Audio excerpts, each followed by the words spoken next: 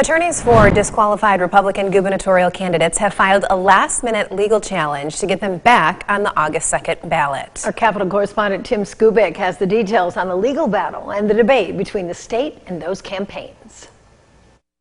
Last week, the State Elections Board could not agree on a state report that concluded there were too many fraudulent signatures on some of the candidates' petitions for governor in the Republican primary, and therefore James Craig and Perry Johnson were not certified to go on the August 2nd ballot. Now, in order to get there, they need the courts to turn on the green light. The crux of their legal argument contends that the state should have reviewed every petition signature in those boxes.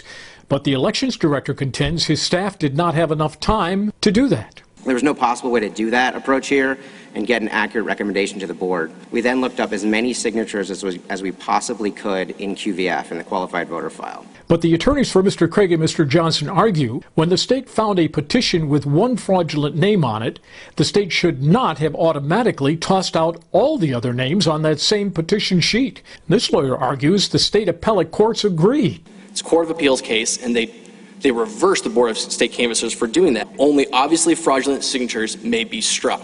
But others argue there is another section of law that gives the board the power to automatically remove those signatures. It is generally felt that the state Supreme Court will eventually decide who is right. It could, theoretically, order the state to recount all the names.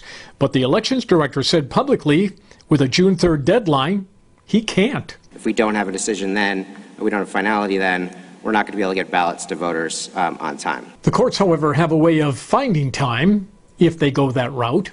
Here's you in Lansing, Tim Skubick, 6 News.